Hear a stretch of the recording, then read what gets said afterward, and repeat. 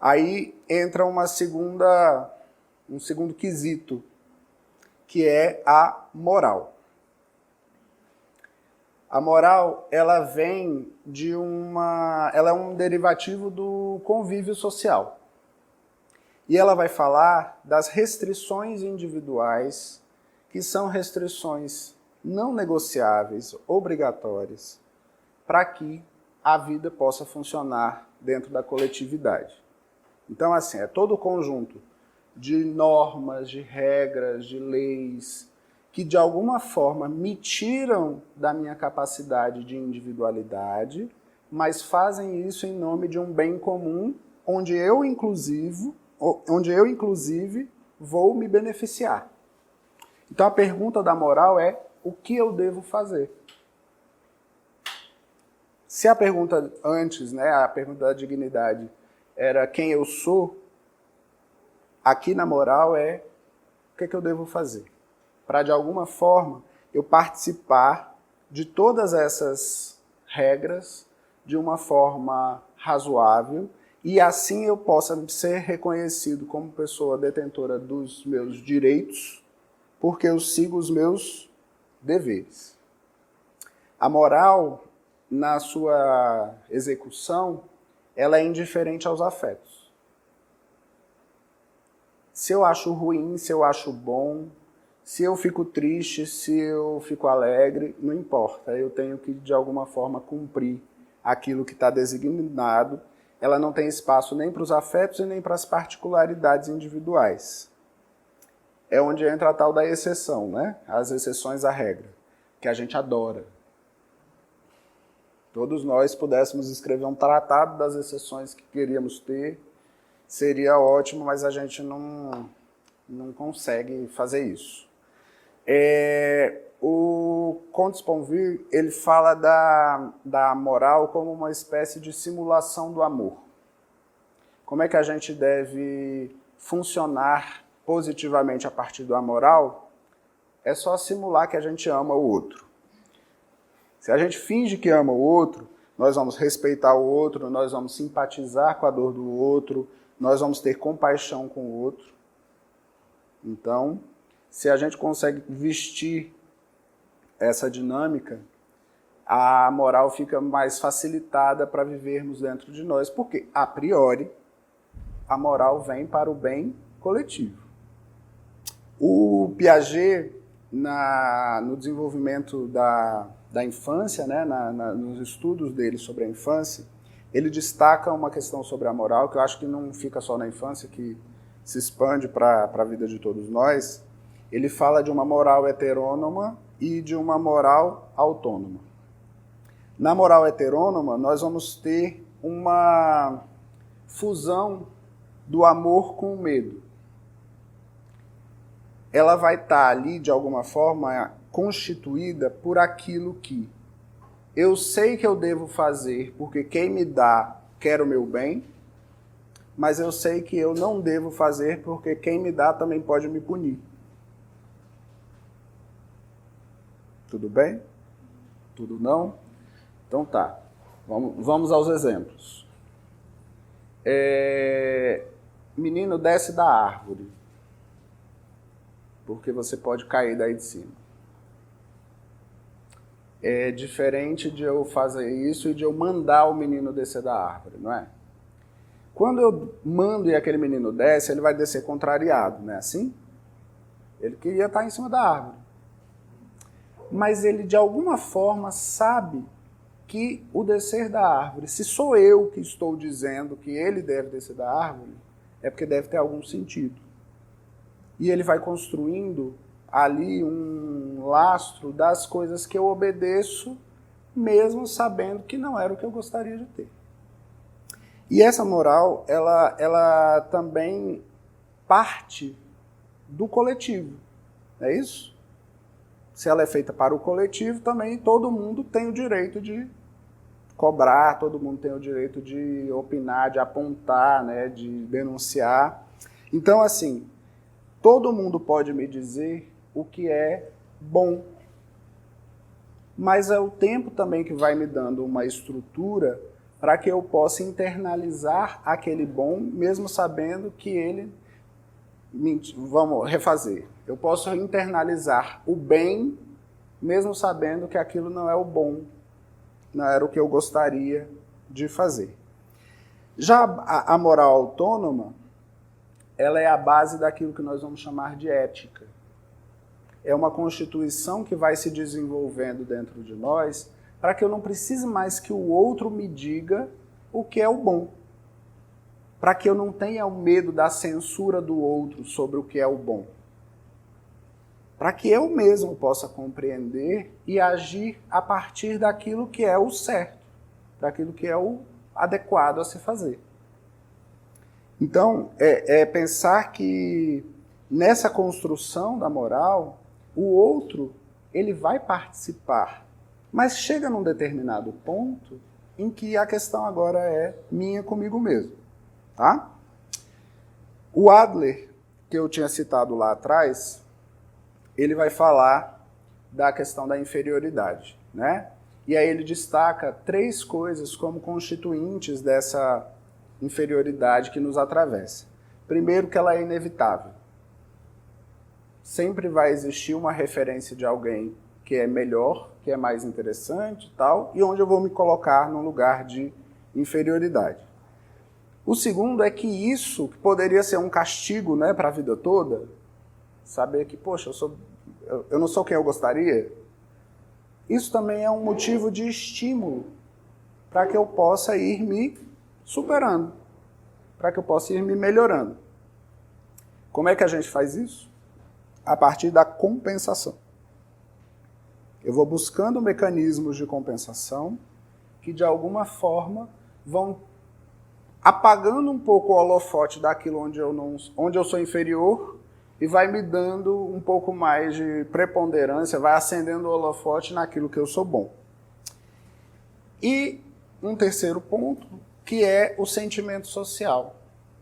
De entender que não tem essa de assim, eu não estou nem aí para ninguém. A gente sempre está aí, sim, para alguém. Esse alguém pode ser alguém ou pode ser alguém. Mas a gente vai estar sempre, de alguma forma, referenciando as nossas atitudes, referenciando quem nós somos a partir do outro. A vergonha, ela vai entrar nesse conceito da moral como um grande regulador social. O fato de experimentarmos atitudes imorais evoca dentro de nós, ou deveria, né, a ideia da vergonha. É o sem vergonha. Fulano não tem vergonha na cara. Quando nós falamos isso, é porque aquela pessoa ela desprendeu a moral, não é isso? Da capacidade de experimentar a vergonha, o constrangimento, o se perceber no erro. Então, é pensar que a partir dessa dinâmica, a sociedade se regula. Das exposições que a gente vai viver, daquilo que é o aceito, daquilo que é o desejável. A ideia de que poderíamos sentir a vergonha é o que muitas vezes faz com que eu me adeque bem a essa moral vigente. Uma outra coisa que também participa aí dessa dinâmica social é que nós somos ótimos fazedores de vergonha. Sempre que nós pensamos em algum grupo social, em alguma cultura, em uma reunião de pessoas que se afinizam por algum motivo, elas são fabricantes de vergonha para poder depositar nos outros. É eu defender o meu certo, mas como é que eu vou defender esse meu certo e reforçar esse meu certo entre os meus? Dizendo que o outro está errado. Então, quando eu faço isso, eu estou de alguma forma promovendo uma vergonha para uma outra pessoa, não é isso? Eu estou ali tentando fazer colar no outro um sentimento de vergonha que de alguma forma reforça as minhas diretrizes, reforça aquilo que eu acredito, reforça aquilo que me ampara. Esses grupos também eles não nascem à toa, a gente participa de todos eles, né, gente? Todos não. Cada um de nós participa de uma série de grupos. E esses grupos são os que vão nos dando também a capacidade de nos sentirmos inteiros, integrados, participantes. Aquilo que o tio Adler falou, né, da nossa necessidade de sermos seres sociais, de precisarmos dessa interação social. Nisso, o que é um grande problema para muita gente passa a ser uma virtude, não é? A vergonha vira virtude. Ter vergonha. Ter vergonha é a gente assumir um estado de vigilância para poder participar desse mundo regido por essa moral.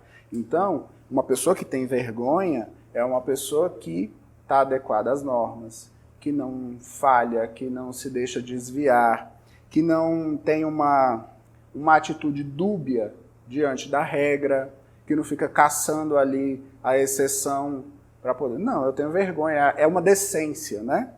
Ter vergonha. E também, geralmente são essas pessoas que são pessoas dotadas de muita vergonha, que são boas para poder instigar o outro a partir do constrangimento. De colocar o outro em dúvida para saber se de fato ele também tem vergonha. Então, assim, são perguntas, são colocações, são pausas dramáticas. Ah, você faz assim? Ah. Né? São coisas que, de alguma forma, elas vão sinalizar para o outro qual é o padrão vigente e vão testar para ver se o outro se adequa ou não. Se ele é uma pessoa que vai estar adaptada dentro desse meio, dentro desse conjunto de moral, ou não. E aí eu separei aqui alguns afetos que são filhos da moral. O primeiro deles é o pudor, que é a vergonha prévia. É aquele medo da vergonha que eu tinha assinado antes, é o medo da exposição, é o medo do vexame, é o medo do ridículo, é o medo de alguma forma de eu estar ali e de os outros me perceberem de uma forma censurável. O pudor, ele vira também esse elemento, ele constitui esse elemento adaptativo. O pudor não nasce do acaso. Nós vamos desenvolvendo um pudor a partir do momento que nós vamos aderindo cada vez mais às regras, às normas que a moral sinaliza. Um outro é a arrogância. A moral, ela vai fazer com que algumas pessoas desenvolvam um argumento contrafóbico à vergonha, que é a arrogância, que é mostrar de uma forma exasperada, exacerbada, o bom que elas carregam. Então elas meio que impõem esse bom para o outro, e essa imposição é o que a gente pode chamar de arrogância, que no fundo, é um medão de não ser aceito. Então eu tenho que mostrar o quão bom eu sou em determinado aspecto, para que de alguma forma o outro não perceba, não acesse a minha falha. Então, a atitude arrogante, ela é assim, quase que um suborno social que a gente dá para que o outro possa estar me validando dentro de algum papel, eu não fique de escanteio ali. Um outro ponto é o escrúpulo. O escrúpulo é a capacidade que eu tenho de avaliar as situações antes de tomar as decisões. E aí eu vou fazer uma checagem interna, né? Assim, eu vou para o meu Google interno para saber o que eu devo fazer dentro de toda a ideia da dignidade, de toda a ideia da moral, de todas as possibilidades. Eu vou fazer uma revisão ali constante para ver se aquilo que eu estou fazendo está adequado ou não. Ele vai ser um mediador entre a vergonha e a culpa. Por quê? Ao mesmo tempo que, quando eu estou agindo a partir dos meus escrúpulos, eu vou estar detendo a possibilidade de vergonha, eu também vou estar querendo, buscando estratégias para escapar do erro. A culpa é derivada do erro. Então, se eu consigo ter escrúpulos, eu vou estar mais defendido dessas duas questões. Mas também, o escrúpulo é aquele que vai ser uma base bem forte para a construção da ética. À medida em que eu aprendo a refletir em cima das normas morais, a partir dos elementos de dignidade do outro, nessa elaboração eu também vou introjetando uma ética de dizer qual é a melhor forma de ser, qual é a melhor forma de lidar com o outro, a partir da empatia e também da alteridade. A capacidade de imaginar como é que o outro está se sentindo e também da capacidade de me colocar no lugar do outro dentro daquelas circunstâncias. E um outro afeto, um último afeto que é filho da moral, é a sedução. Não existe sedução se não existir uma regra, que pode ser burlada, não é assim? A sedução é uma forma de envolvimento que a gente vai ter, é um flerte que nós vamos ter, há um poder de desviar a moral. Ah, eu não posso fazer isso.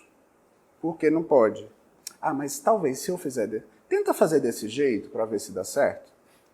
Né? A sedução é como se fosse uma flexibilização diante de regras morais, diante daquilo que é o esperado, do que é o certo na coletividade. Tá?